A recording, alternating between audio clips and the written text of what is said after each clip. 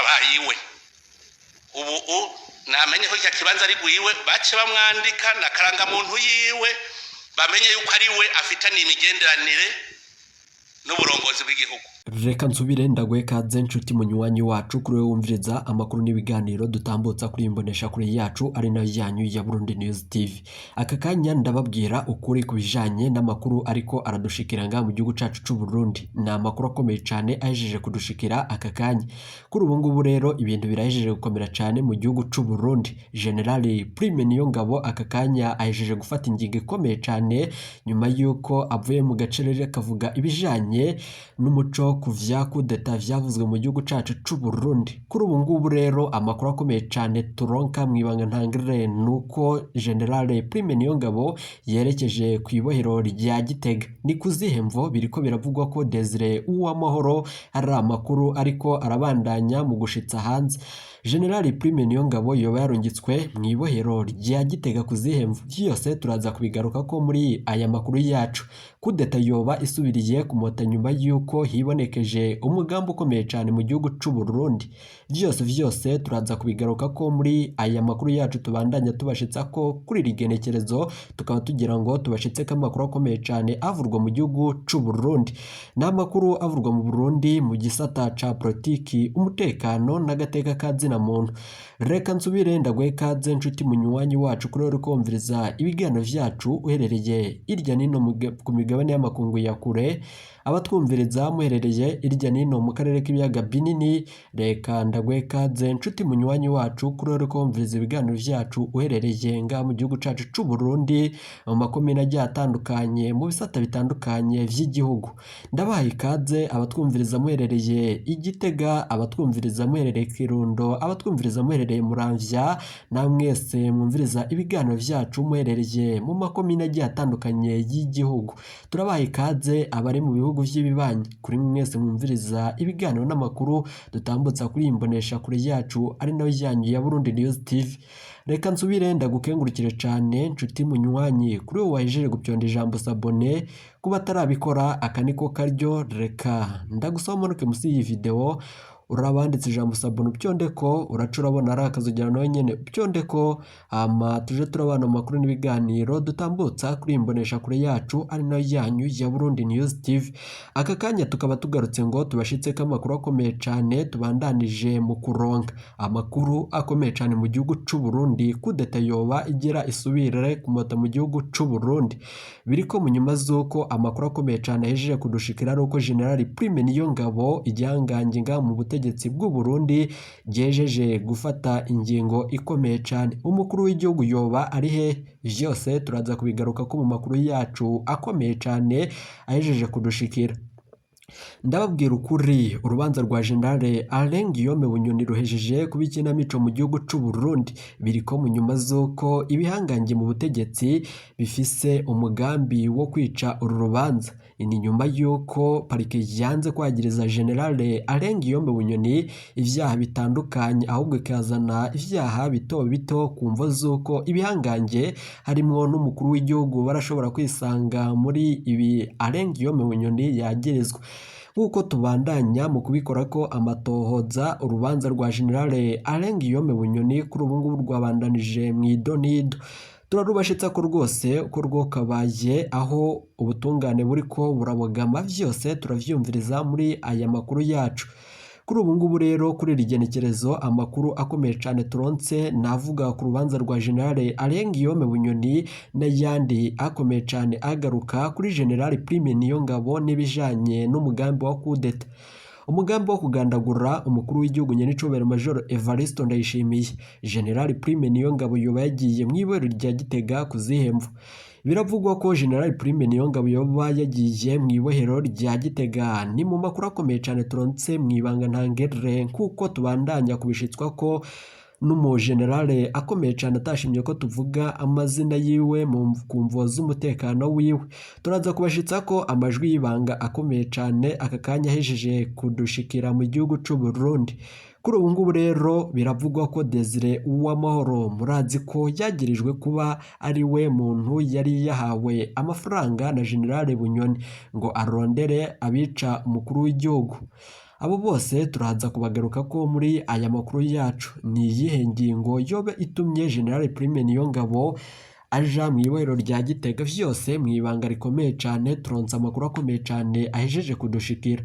Iteka umunezero no gusubira kubana namwe mu bakuru n'ibiganiro dutambutsa kuri Burundi News TV. Nizere ko wahejeje gupyonda ijambo sabone, kuba atarabikora aka niko karyo. Ndagusaba manuke musi iyi video urabanditse ijambo sabone upyonde ko, uracura bona arakazogera nyene upyonde ko, tuje turabana mu makuru n'ibiganiro dutambutsa kuri imbonesha kure yacu ari nayo yanyu ya Burundi News TV. Reka amakuru yacu tuyatangurire ku makuru avurwa ku rubanza rwa General Ngiyome Bunyoni. Mu nyuma turaza kubabwira ku mugambi ukomeye cyane kubijanye na kudeta, ibijanye no kugandagura umukuru w'igihugu nyenicubahiro Majoro Evariste Ndayishimiye. Ingingo ikomeye cyane ihejeje kudushikira, yibajijwe ko na benshi mu gihugu. Murazi ko urubanza rwa General Ngiyome Bunyoni kuri ubu ngubu leta y'u Burundi yanse kurushikiriza ahagaragara ngo abene igihugu turukurikirane. General Ngiyome Bunyoni ntiyagirijwe icaha cavuzwe ko General Ngiyome Bunyoni hari ibigwanisho vyaranguwe canke vyaguzwe. Muribuka ko hari inkoho zaguzwe mu makungu, mu nyuma ntizashikirizwa igipolisi. Vyaravuzwe ko izo nkoho zashikirijwe mu muhariri urwanya igihugu c'u Rwanda wa FDLR ukorera muri Repubulika Iharanira Intwaro Rusange ya Kongo. Ibi vyose turaza kubigaruka ko muri aya makuru yacu. Nivyo mwumviriza ko umubano hagati y'igihugu c'u Rwanda woba ugiye kuyangara nyuma yuko igihugu c'icibanyi c'u Rwanda kiriko kirabona ibintu bihejeje gukomera cane mu Burundi. Amakuru akomeye cyane yaje kudushikira General Ngiyome Bunyoni nkuko vyatanguye.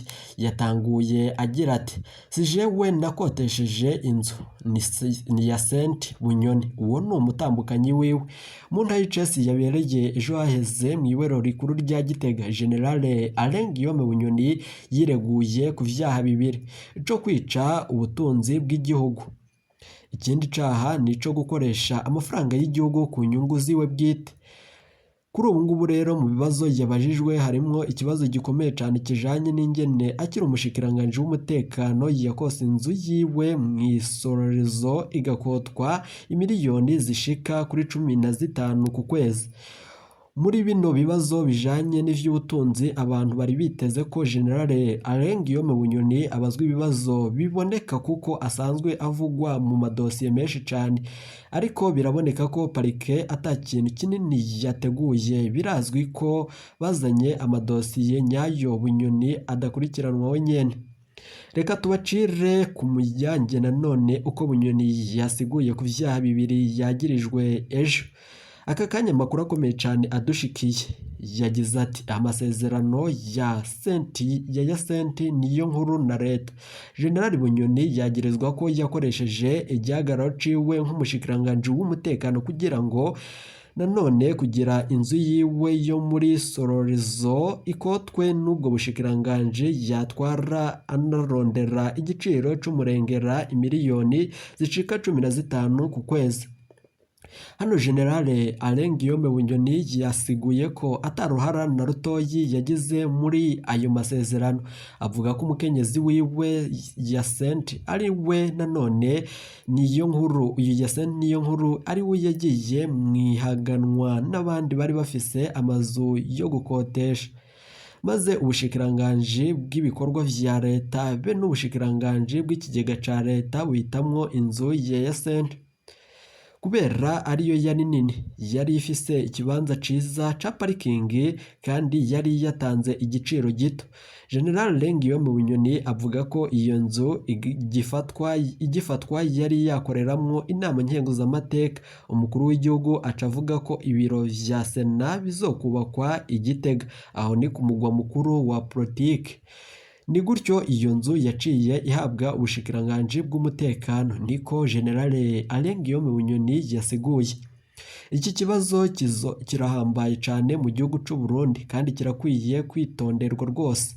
Bunyoni yisiguye gutya kubera azi neza ko hari ibindi bihangange vya CNDD-FDD bifise amazu apanzwe na leta, gutyo atawuzoshaka kumukarira. na parike nk'uko bimeze mu bindi bibazo bitandukanye nta kinini ivuga. Sentare nayo ntiyumviriye gutuma ko basi abashikiranganje basinye ayo masezerano ngo basigure aho uko vyagenze. General Lengiyome Bunyoni arazwi inguvu yari afise muri leta ya Nkurunziza. Nta mushikiranganje n'umwe yari kumwubahuka, kumwankira ico ashatse cose, kumva akorera mu mazu y'umukenyezi wiwe, igakotwa amafaranga y'umurengera, bikitwa ibisanzwe ni akamaramaza mu gihugu c'u Burundi. Ibi birasegura ko ubutungane bw'u Burundi ataco bumarira abene igihugu. Leta irakwiye kwerekana amazu yose ipanze na beneyo, ikavuga amafaranga ayo mazu apanzwe, gutyo abarundi bakamenya ingene abategetsi biba ibihugu baciye muri ivyo vyo gupanga amazu.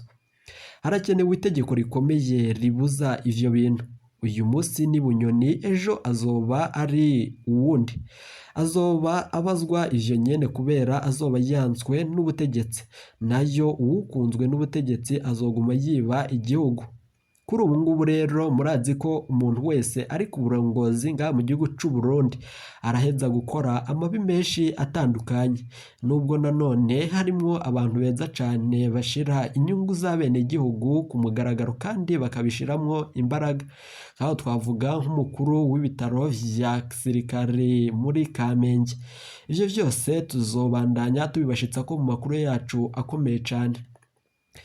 Nanone harya twumva ngo sosiyete y'umwana w'umukuru w'igihugu yatsindiye isoko mu biro vy'umukuru w'igihugu. Bitandukanye hehe no kumva Bunyoni apanze inzu yiwe. Amakuru akomeye cane nuko ibihangange mu butegetsi ari vyo bigera ibintu bikomeye cane, imishinga yose y'igihugu yagakwiye gusakazwa mu bene igihugu ikiharirwa n'abategetsi bakomakomeye mu gihugu c'u Burundi. Iki kibazo kirakomeye cane mu gihugu c'u Burundi. Bajanye mu butungane cari gikomeye ariko nta ntumbero kiriko kirafata. Sentare ntahinyuzwa nitange umurongo ukomeye kandi utomoye. Yoca ikorerwa ko gushika hagiye ko itegeko ribitomora neza. Generale Lengiyome Bunyoni yemeza ko yafashe igihugu kuronka amafaranga y'agaciro, nikatomora ko yafashije igihugu c'u Burundi. Parike yagiriza General Lengiyome Bunyoni ko yarunze amahera y'agaciro muhiriwe, yongera ayakoresha mu bikorwa vyo guhungabanya umutekano w'igihugu. Parike ivuga ko kubika amahera y'agaciro muhira iwe vyatumye amafaranga y'agaciro abura mu gihugu, bica bihungabanya ubutunzi bw'igihugu.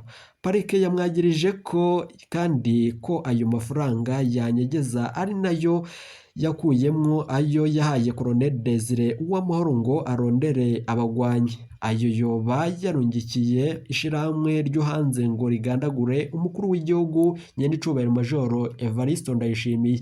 Ibi vyose wokibaza ati birafise insiguro. Mwene igihugu uri kumviriza ibiganiro, nawe uri kumviriza ibiganiro iherereye irya nino ku migabane y'amakungu ya kure, ndakubwira ukuri.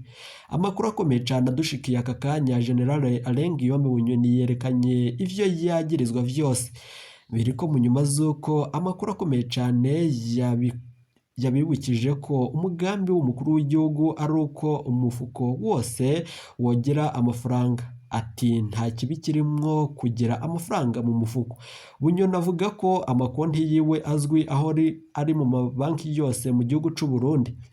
Avuga ko amafaranga yayashira muri banki, ayandi akeneye akayakoresha yoba ayafise muhira. Bunyoni asaba parike ko yoshora historique zerekana ingene amafaranga yasohoka ayandi akinjira kuri konti yiwe. Ntiyumva ingene parike iza kumwagiriza idafise ivyemezo. Birumvikana ivyo ariko abwira parike.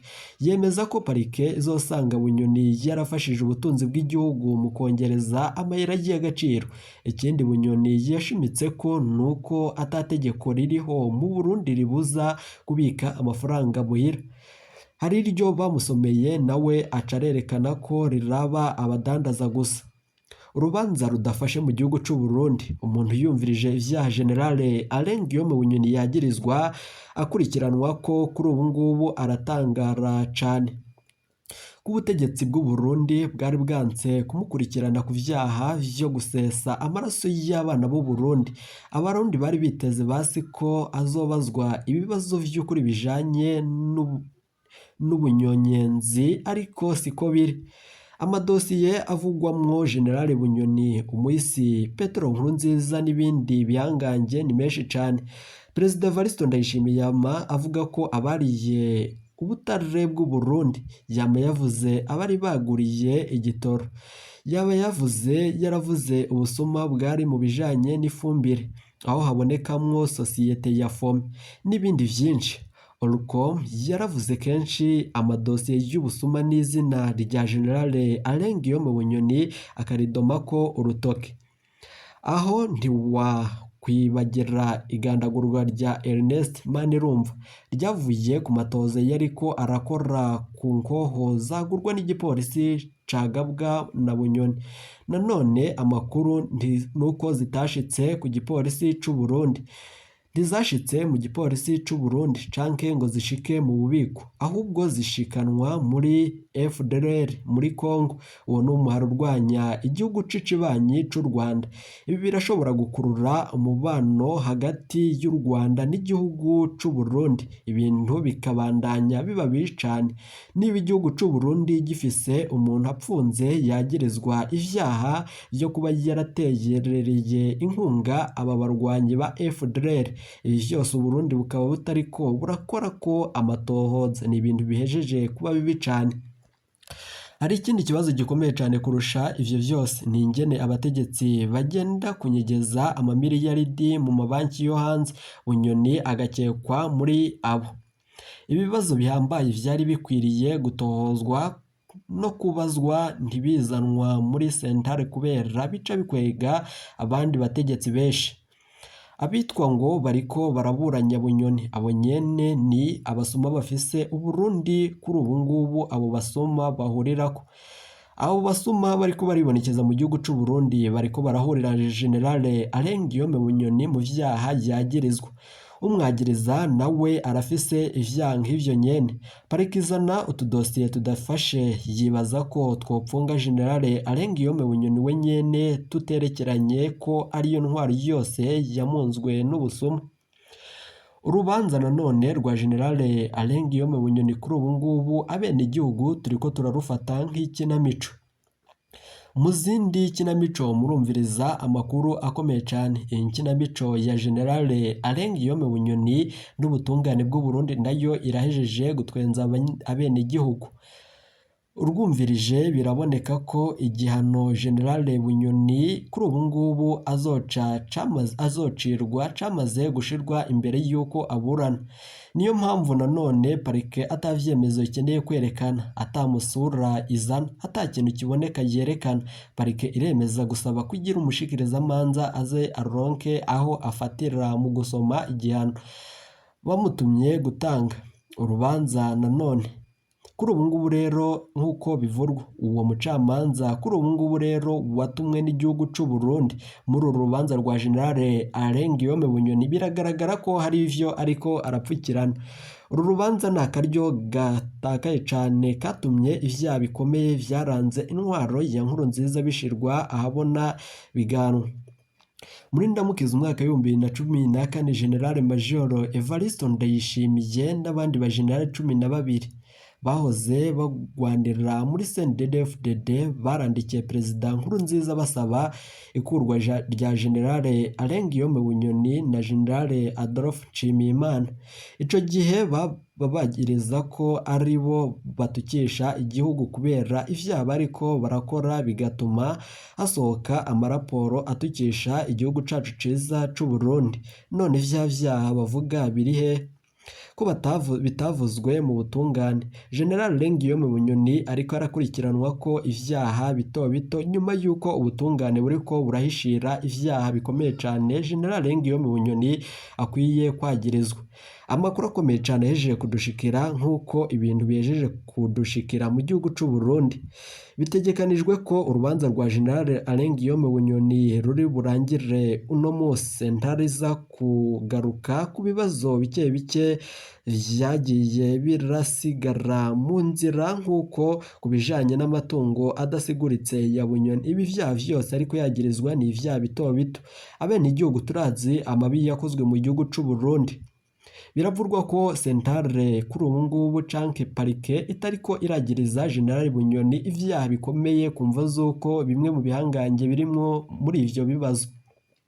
Bamwe mu bategetsi bakomeye mu gihugu c'u Burundi barasangije ibibazo canke ubusuma na General Bunyoni. Uko tubandanya tubikora ko amatohoza, umujenerali akomeye cane yaturungikiye amakuru yuko ivyo Bunyoni yagirizwa ataho bihuriye n'ivyo bikekwa ko mu bene gihugu. Abenegihugu twari twiteze ibi vyaha bitandukanye General Bunyoni. Ibi biragaragaza ko ubutungane mu gihugu c'u Burundi kuri ubu ngubu ata muntu burashobora kuba bwakemurira ibibazo bitandukanye. Uburundi buzohora gutya nyuma yuko ubutungane budakurikiza amategeko ngo bushire ahagaragara ivyaha umuntu yagerezwa. Kuri ubu ngubu rero turiko turabandanya mu kubikora ko amatohoza ivyerekeranye n'ibiriko biraba mu gihugu cacu c'u Burundi. General Bunyoni arashobora kurekurwa nyuma yuko atacaha na kimwe kigaragara ko yoba yarakoze amakosa mu gihugu c'u Burundi. Aka kanya amakuru akomeye cane ahejeje kudushikira biravugwa ko General Niyongabo yoba yajiye mw'iboro rya Gitega. Ni nyuma yuko ariwe mutegetsi ariko aribonekeza mu butungane adashigikiye inkozi z'ibibi mu gihugu c'u Burundi. General Niyongabo ariko ararwana ku bene gihugu, ariko nanone n'abene gihugu bagasigura ko atamutegetsi n'umwe atari umusuma mu gihugu c'u Burundi.